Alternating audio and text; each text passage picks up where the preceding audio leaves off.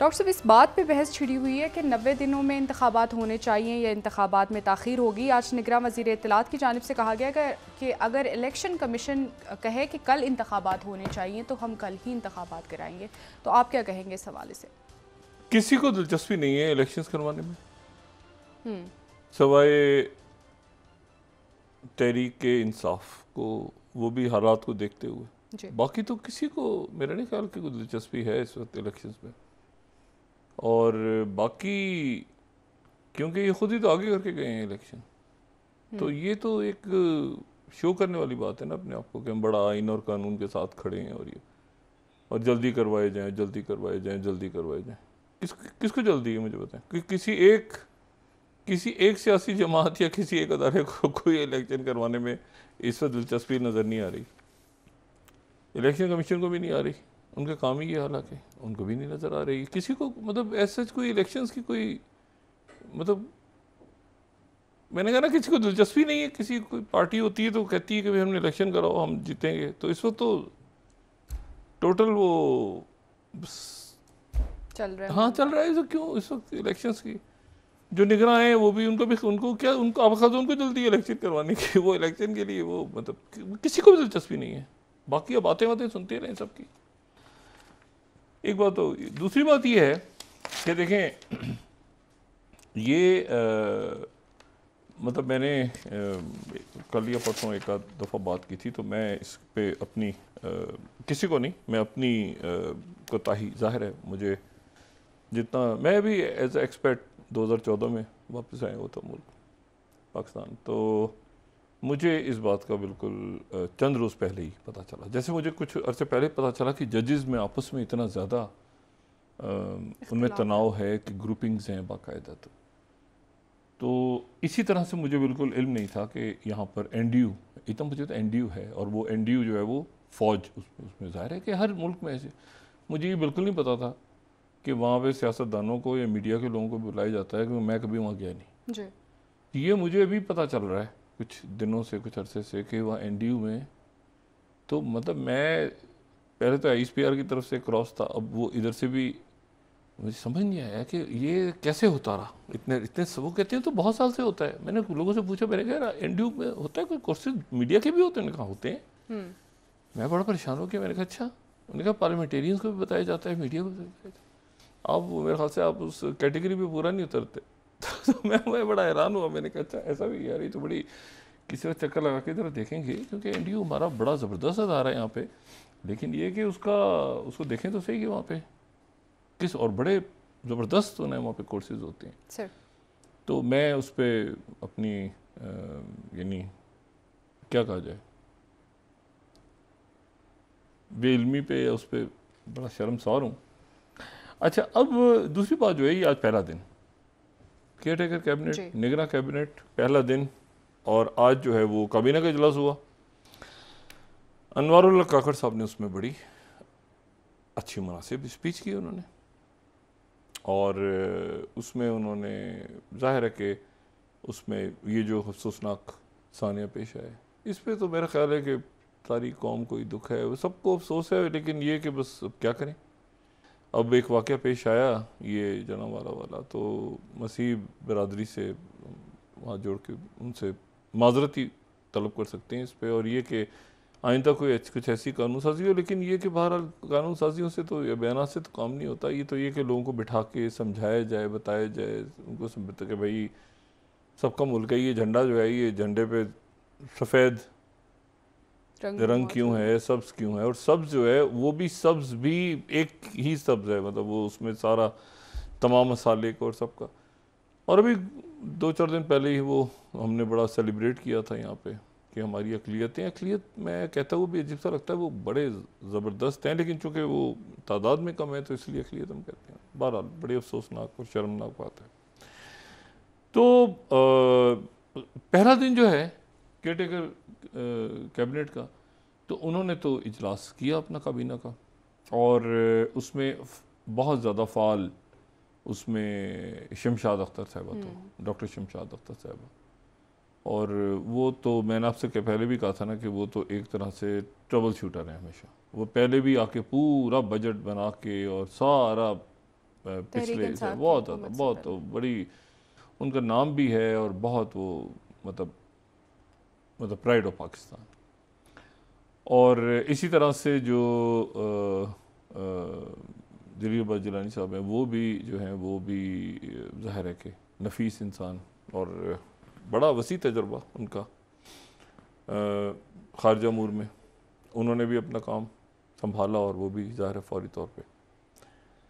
सरफराज बुगटी साहब जो हैं उनके ऊपर बड़ी जिम्मेदारियाँ, ठीक है ना, जिम्मेदारियाँ, क्योंकि दाखिला के इश्यूज़ और ये और टेररिज्म और ये सारा, तो वो भी ज़ाहिर है कि फुल अच्छा वो क्योंकि देखते रहे, वो हार्ड कोर टेररिज्म को देखा है उन्होंने, वो डिफरेंट है थोड़ा सा, ये ज़ाहिर है बॉर्डर एरियाज़ और ये अर्बन इलाकों में और यहाँ पर किसी और अंदाज में क्राइम है, उधर कुछ और अंदाज में, लेकिन वो बहरहाल उनको अपने सब्जेक्ट पे ग्रिप है कि ये दहशत गर्दी और ये सब, तो वो भी फाल हुए।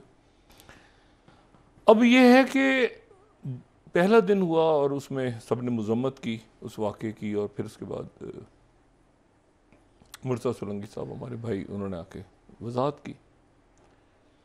अब सवाल ये कि वो कल क्या करेंगे, ये सब 3 शख्सियात के अलावा, ठीक है, बल्कि 2 शख्सियात के अलावा, यानी इसमें आप लगा लें वजारत ख़जाना को, वजारत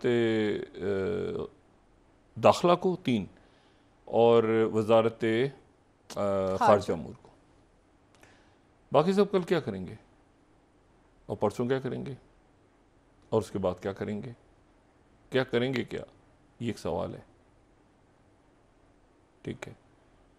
मतलब कौन से, क्योंकि वो ट्रांसफर पोस्टिंग्स पे पाबंदी, इलेक्शन कमीशन बैठा है, तो वो नहीं है जो इख्तियारात, हाँ, ये मुशर्रफ साहब की काबीना बनी थी ना पहली उनकी पहली कैबिनेट बहुत ज़बरदस्त थी, पहली कैबिनेट जो उन्होंने अपनी अपनी राय है, लेकिन उसमें बड़े ज़बरदस्त, ये वो कैबिनेट की बात करो जावेद जब्बार साहब वाली, और जिसमें और बहुत सारी शख्सियात थी, लेकिन बाद में वो फिर सियासत की नज़र हो गए वो ख़ुद भी, और वो काफ वाफ बन गई और ये सारा।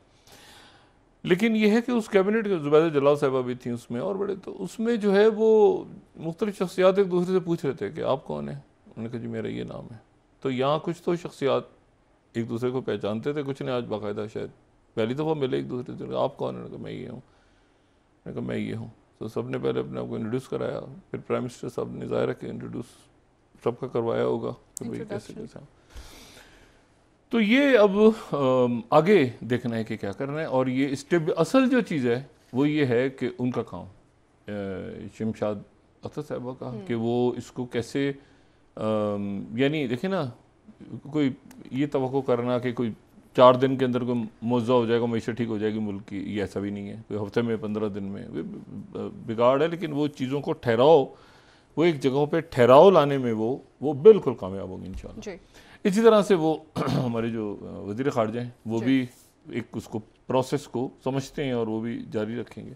सरफराज बुगटी साहब ये दाखिला वगैरह सारा, तो बाकी जो है वो ये है कि बाकियों की अब देखते हैं कि वो क्या करते हैं, और उनकी इसमें इलेक्शन कमीशन क्या करता है, और इलेक्शन कब होता है, और क्या, पहले तो स्टेबिलिटी आ जाए। जानिब से डॉक्टर साहब कहा गया है कि काफ़ी बड़े अच्छे न्यूट्रल शख्सियात और बड़ी ज़बरदस्त शख्सियात हैं, लेकिन कुछ जो हैं वो एक्सटेंशन है पिछली हुकूमत की, ठीक है ना, कुछ एक्सटेंशन इसमें है बड़ी वाज़ेह, लेकिन कुछ ये है कि बिल्कुल ऐसे हैं कि जिनके ऊपर आप बिल्कुल बैलेंस्ड हैं।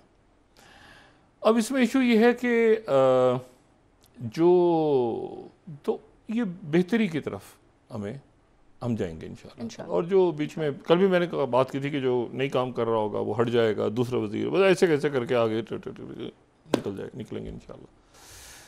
और इस तरह के वाक़यात जो पंजाब में हुआ है ना, इस तरह के, या दहशत गर्दी और वो इसके ऊपर कोई दहशत गर्दी पे तो क्लैरिटी है ना, लेकिन ये वाक़यात इनके ऊपर एक मरबूत पॉलिसी बदकिस्मती से कोई बन नहीं पा रही, या मेरा ख्याल से बनानी चाहिए। इम्प्लीमेंटेशन नहीं, बस वो एक मॉब सा आता है कहीं से, वो एकदम से वो सबको जो है ना वो रखे तो वो निकल जाता है, फिर वो बाद में बैठ के सब, लेकिन ये कि कोई जानी नुकसान नहीं हुआ। अब ये देखें ना कि इमारतें वगैरह जली हैं, बड़े अफसोसनाक बात है। वो मुझसे नकवी साहब आज बता रहे थे कि वो 1 दिन के अंदर वो सारा ठीक हो जाएगा, और उसको पहले से मेरे ख्याल से ज़्यादा अच्छी तामीर होगी इंशाल्लाह। लेकिन ये कि बड़ी बदकिस्मत बात है ये जो सामने आया हमारे। वो कह रहे हैं कि साजिश भी हो सकती है पीछे, ये भी इंटरेस्टिंग बात है, साजिश भी हो सकती है कि जानबूझ के ये इस मरहले पे ये करवाया गया। तो वो क्या है साजिश, हम साजिश तो होगी, लेकिन बहरहाल हम हर चीज़ के पीछे साजिश नहीं ढूंढनी चाहिए। ऐसा है हमारे माशरे में कि जहाँ पे अदम बर्दाश्त जो है वो अरूज पे पहुँच जाती है कई दफ़ा। ये तो बात होगी। दूसरी बात, अदालतों में आज और अगला हफ्ता जो है वो कुछ ना समझ आने वाली चीज़ें हैं। मिसाल के तौर पे आज जो ये मुकदमा लगा, जो केस था ये नैब तरामीम वाला, तो नैब तरामीम के केस में जो है वो तकरीबन 1 माह रह गया है, आखिरी 1 माह जो जस्टिस उमर अता बंदियाल साहब का, वो जाने से पहले कुछ मुकदमात का ऐलान करना चाहते हैं। आज उन्होंने कहा बाकायदा अदालत में कि मैं चाहता हूं कि आखिरी 1 महीने में इस केस को तो निपटाऊं। उसकी 47 शायद समातें हो चुकी हैं। हाँ। तो जस्टिस मंसूर अली शाह साहब ने कहा कि आप इस पे फुल कोर्ट बनना चाहिए। तो फिर वो उस पर जो तहरीक इंसाफ की तरफ से चूँकि ये गई है, ये पिटीशन गई है, और इस पिटीशन को ये जो तरामीम है ये 2-3 किस्तों में तरामीम हुई हैं। तो यानी पहले एक हुई, फिर उसमें कुछ को फ़ायदा हो गया, फिर कुछ को हो गया, फिर कुछ को हो गया, तो ये 2-3 एक साथ में हुई है। लेकिन उसमें तहरीक इंसाफ की तरफ से जो है वो अब 28 तारीख को क्या जवाब आता है ये देखना है जी।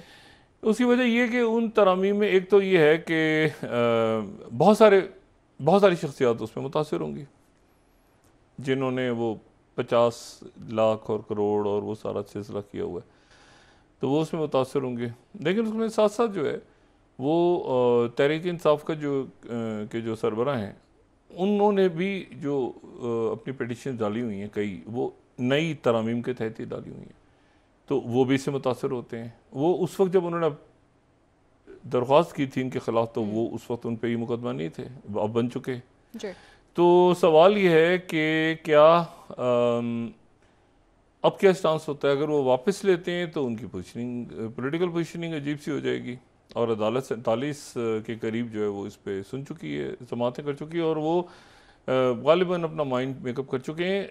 मंसूर अली शाह साहब ने कहा कि फुल बेंच होना चाहिए, तो शायद वो इख्तलाफी नोट हो या जो भी हो, लेकिन डे टू डे समात होगी 28 से। तो ये देखते हैं किस तरह जाता है मामला।